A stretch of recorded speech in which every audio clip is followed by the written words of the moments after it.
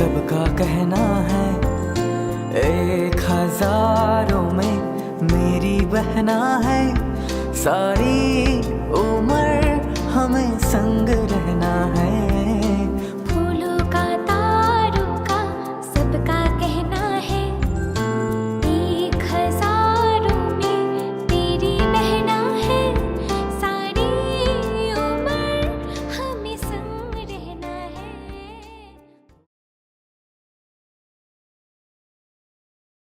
ये कोई हक नहीं इन बॉस को लेने का, जो इनके लायक नहीं है। फ्लैश गॉडस्पीड फ्लैश को एक लात मार के एवरी का गला पकड़ लेता है एवरी, और फ्लैश एवरी को बचाने के लिए गॉडस्पीड को एक धक्का मारता है और जिससे गॉडस्पीड थोड़ा सा लड़खड़ा जाता है। घबराओ मत फ्लैश, एवरी ठीक हो जाएगी।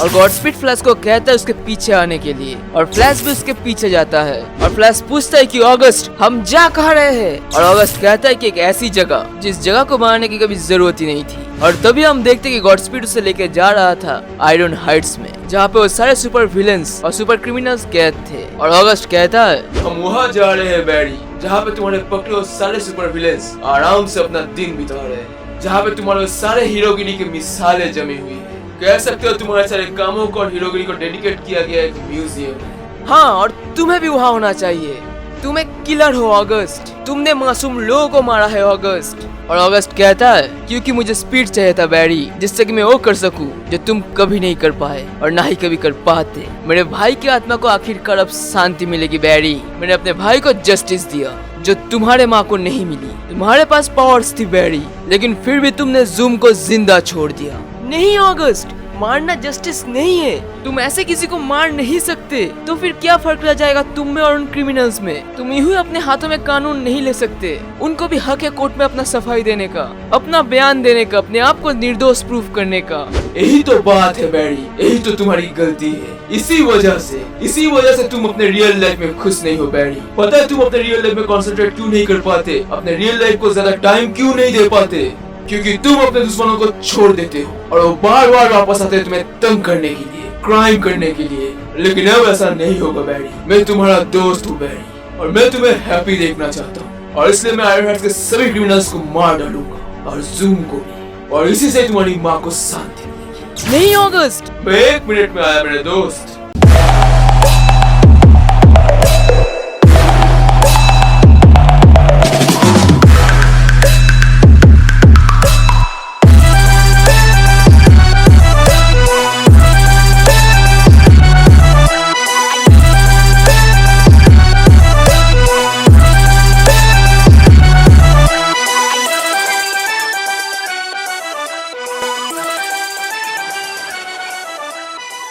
नहीं ऑगस्ट। और ऑगस्ट वैसे निकल जाता है और कहता है मैं 1 मिनट में आया मेरे दोस्त। और ऑगस्ट आयरन हाइट्स की तरफ जाता है जूम को यानी ह्यूबर्ट थॉर्न को मारने, जो फ्लैश के माँ का कातिल था। और फ्लैश उसके पीछे भागता है उसे पकड़ने के लिए, लेकिन ऑगस्ट बहुत ज्यादा तेज था। और फ्लैश अफसोस करता है कि उसे ये बात बहुत पहले समझ जानी चाहिए थी, क्योंकि इसके पहले भी ऑगस्ट ने इसको लेके फ्लैश के साथ बात की थी। और ऑगस्ट ने उसे इनडायरेक्टली समझाया था कि अगर वो फ्लैश की जगह होता तो वो जरूर बदला लेता। और अब ऑगस्ट वही कर रहा है, लेकिन फ्लैश उसे रोक नहीं पा रहा। गॉडस्पीड के स्पीड के सामने फ्लैश फीका पड़ जा रहा है, लेकिन गॉडस्पीड फ्लैश से तेज जरूर है, लेकिन उसे स्पीड फोर्स की समझ नहीं है, क्योंकि स्पीड फोर्स सिर्फ रफ्तार नहीं है। और तभी फ्लैश को एक आइडिया आता है। उसे महसूस होता है कि उन दोनों का स्पीड फोर्स एक दूसरे के साथ लॉक होना चाहती है, और उन दोनों के अंदर की स्पीड फोर्स की वोल्टेज अभी बहुत हाई है। और वो अगर किसी तरह से गॉडस्पीड को थोड़ा सा छू सके तो इससे एक शॉर्ट सर्किट जरूर होगा, और इससे उन दोनों को बहुत बड़ा झटका लगेगा, खास करके फ्लैश को। इतना कि स्पीड फोर्स के साथ उसका कनेक्शन भी जा सकता है, और वो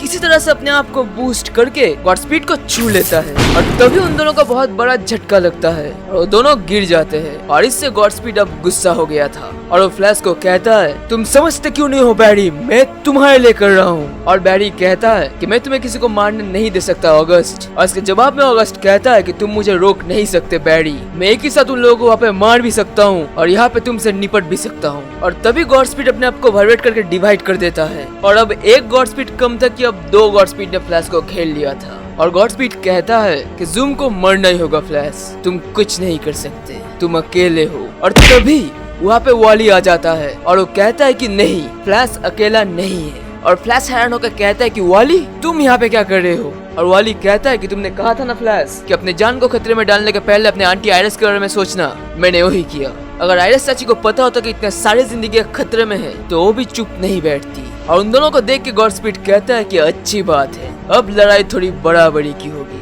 लेकिन फिर भी मैं तुम दोनों से भी ज्यादा फास्ट हूँ फ्लैश। और फ्लैश कहता है कि नहीं, तुम फास्ट तब रहते हो जब तुम एक रहते हो, क्योंकि मैंने पिछले लड़ाई में ये नोटिस किया था कि जब तुम दो बन जाते हो तब तुम्हारी स्पीड भी कम हो जाती है। और इतना कहते ही फ्लैश और वाली गॉडस्पीड का चक्कर लगाने शुरू करते हैं और दोनों मिलकर गॉडस्पीड के पावर्स छीनने लगते हैं। और इससे ऑगस्ट को अब तकलीफ होने लगती है और वो कहता है कि फ्लैश तुम्हें कैसे कर सकते हो, तुम्हें पता नहीं कि इसकी वजह से बाकी सारे लोगों का क्या हाल हुआ, इससे मैं मर सकता हूँ फ्लैश।